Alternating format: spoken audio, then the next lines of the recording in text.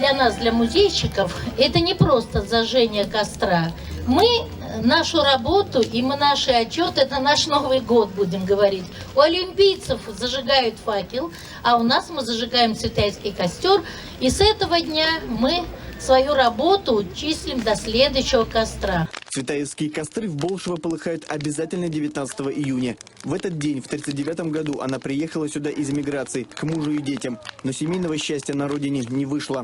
Когда Цветаева приехала, и она первое, что узнала, одной из первых, что ее сестра родная Анастасия репрессирована. И дальше, когда она видит какую-то напряженность, никто ничего не говорит, и люди исчезают. Следом также исчезла и вся семья Марины Цветаевой. 27 августа 1939 года арестована ее дочь Ариадна. 10 ноября муж Сергей Фронт.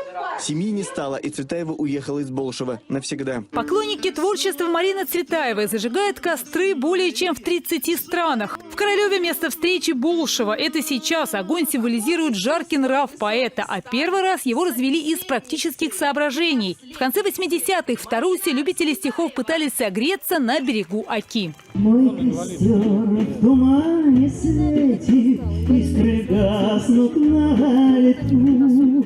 Ночью нас никто не встретит, мы простимся на мосту. Было уже прохладно.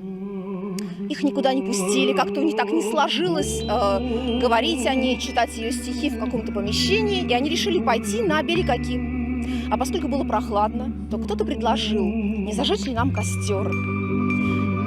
Таким образом, костер был зажжен, все согрелись, читали стихи, говорили о ней. И вот с этого самого года пошла такая традиция – цветаевские костры.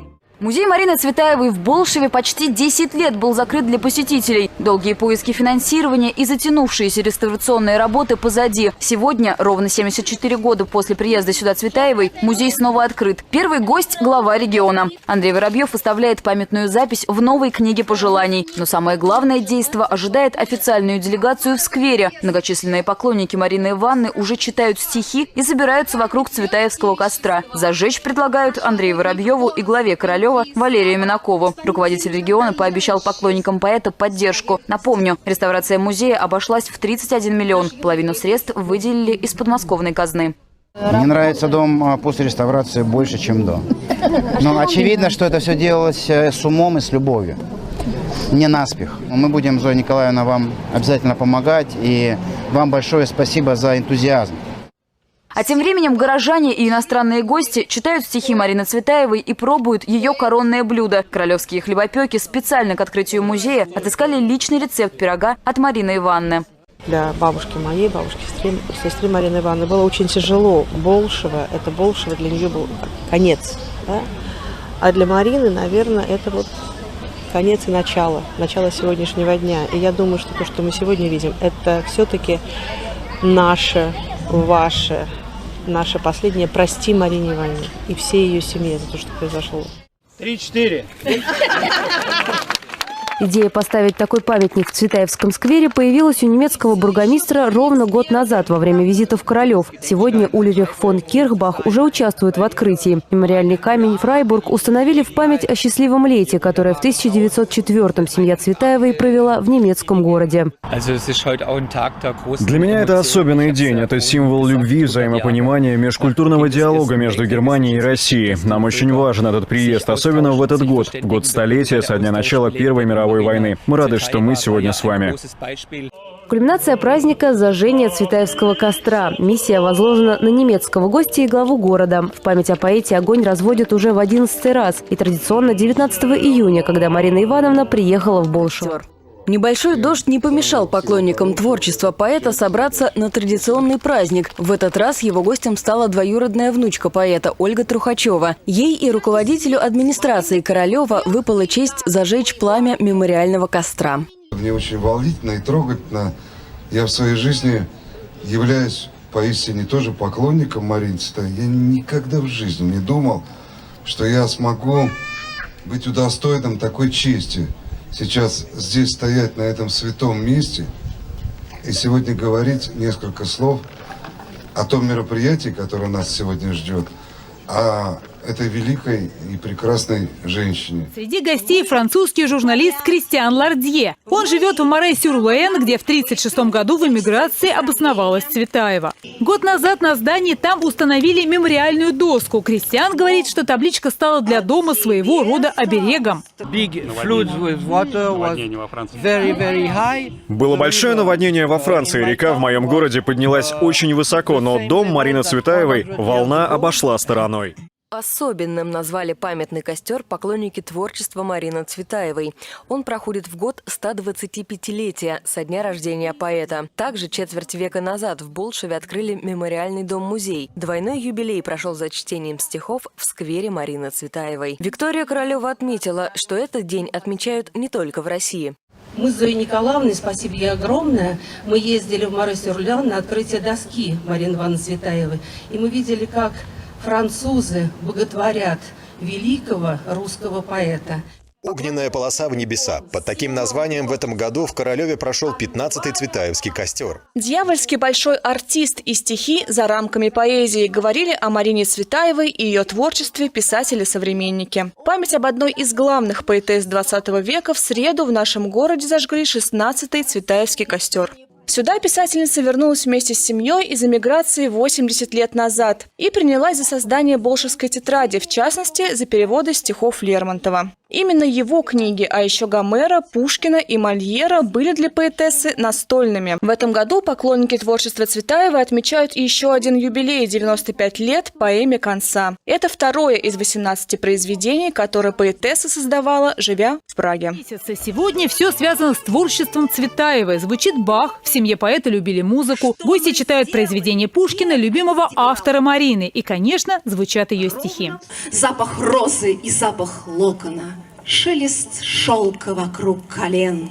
О, возлюбленный, видишь, вот она, отравительница Кармен. Пусть погибают бессменные ночи города.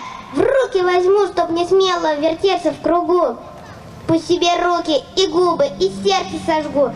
Вечную ночь пропадет, погонюсь по следам. Солнце мое я тебе никому не отдам. Бьем в груди. Холодок жгуч и входит стальным копьем под левую грудь луч. Марина Цветаева за книгами. Мама, милая, не муть же, мы поедем или нет? Я большая, мне 7 лет, я упряма, это лучше. Удивительно упрямо. Скажут нет, а будет да. Не поддамся никогда, это ясно знает мама. Поиграй, возьми за дело, домик строй. А где картон? Что за тон? Совсем не тон, просто жить мне надоело. Надоело жить на свете. Все большие палачи, Давид Копперфильд. Молчи, няня, шубу, что за дети? Прямо в рот летят снежинки, огонечки фонарей, ну извозчик поскорей. Будут, мамушка, картинки? Сколько книг, какая давка, сколько книг, я все прочту. В сердце радость, а во рту вкус соленого прилавка. Браво, браво, Даша.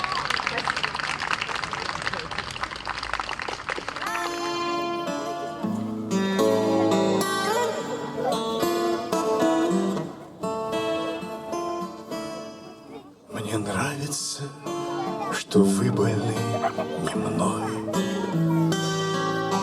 Мне нравится, что я больна не вами. Что никогда тяжелый шар земной не уплывет под нашими ногами.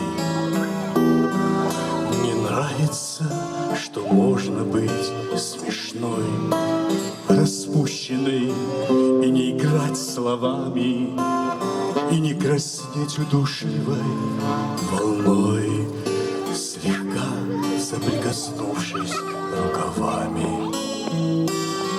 Спасибо вам и сердцем, и рукой за то, что вы меня, не зная сами, так любите За мой ночной покой, за редкость встреч с закатными часами, за наше негулянье под луной, за солнце не у нас над головами, за то, что вы больны не мной, за то, что я, увы, больна не вами.